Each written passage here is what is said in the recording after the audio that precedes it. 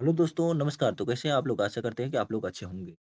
आज हम लोग बिहार बोर्ड एग्जाम 2026 के दृष्टिकोण से सबसे महत्वपूर्ण चैप्टर त्रिकोणमिति के एक्सरसाइज 8.1 के दूसरे क्वेश्चन को लेकर के आ चुके हैं। चलिए देर न करते हुए इस सेशन को हम लोग स्टार्ट करते हैं। बच्चों, इस चैप्टर से सबसे अधिक क्वेश्चन पूछा जाता है 10th में यानी बोर्ड एग्जाम में, इसीलिए हम लोग इस चैप्टर को कवर करने वाले हैं ताकि बच्चों से क्वेश्चन छूट नहीं। इसका दूसरा क्वेश्चन कह रहा है कि आकृति में tan P एवं cot R का मान ज्ञात कीजिए। आकृति क्या है? आकृति यहाँ पे आप लोगों को दे रखा है त्रिभुज PQR में कोण Q क्या है? समकोण है। PQ बराबर 12 सेंटीमीटर और PR बराबर क्या है? 13 सेंटीमीटर। तो अगर हम लोग देखें PQ बराबर कितना है? 12 सेंटीमीटर और PR बराबर है 13 सेंटीमीटर। अभी अगर इस त्रिभुज को हम सामान्य रूप से देखें तो ये सबसे बड़ी वाली भुजा हो गई। सबसे बड़ी वाली भुजा कौन सी होती है? कर्ण। तो कर्ण हो गया आपका 13 सेंटीमीटर। ये है लंब। तो त्रिभुज का लंब बराबर दे रखा है 12 सेंटीमीटर। क्या निकालना है? आधार निकालना है। तो यहाँ पे हम लोग लिख देंगे हल में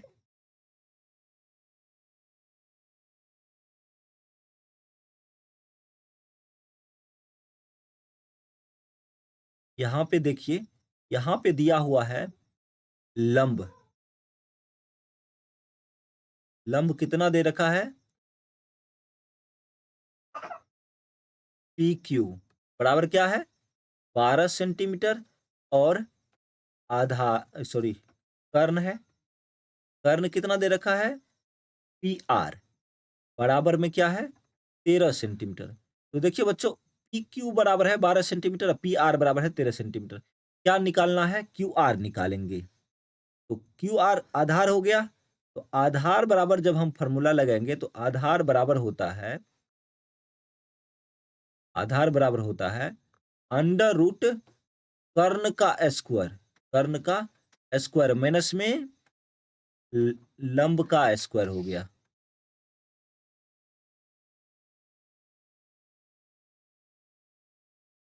यहां देखिए कर्ण कितना दे रखा है? कर्ण है 13।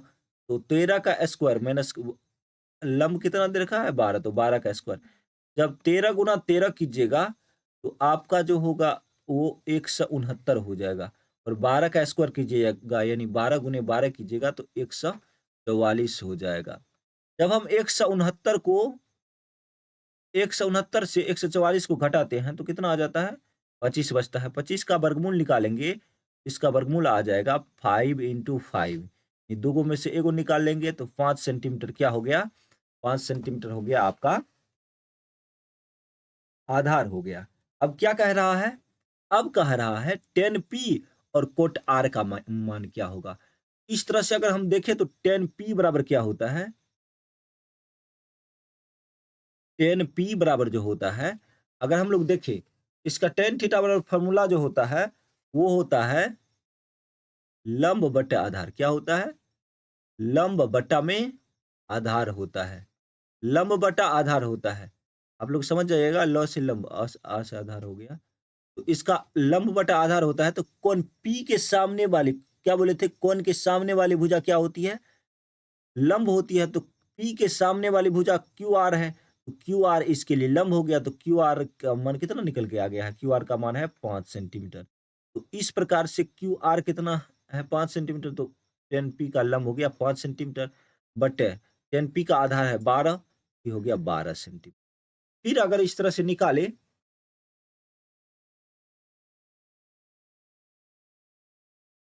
यहाँ पे क्या है? कॉट आर है।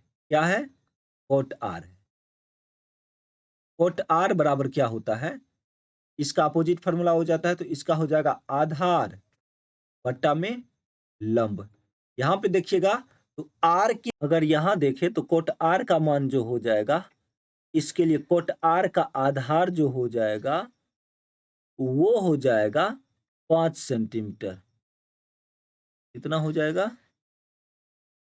5 सेंटीमीटर बटे लंब जो हो जाएगा इसका 12 सेंटीमीटर। अब सवाल कह रहा है इसीलिए 10p माइनस कोट आर का, तो 10p का वैल्यू निकल के आ गया 5/12 माइनस कोट आर का मान निकल के आ गया 5/12। जब यहाँ 12 और 12 का एलसीएम लीजिएगा तो ये 12 हो गया। 12 को 12 से डिवाइड करेंगे यानी भाग देंगे तो एक बार में कट जाएगा। तो एक को हम 5 से मल्टीप्लाई करते हैं यानी गुना करके लिखते हैं, तो 1 × 5 ही होगा। माइनस 12 से 12 में भाग देंगे तो एक बार में कटेगा। एक को 5 से गुना करेंगे तो 5 हो गया। जब 5 से 5 को घटाएंगे तो 0 हो गया बटा में 12। इस प्रकार से इसका मान कितना निकल के आ गया? 0 निकल के आ गया।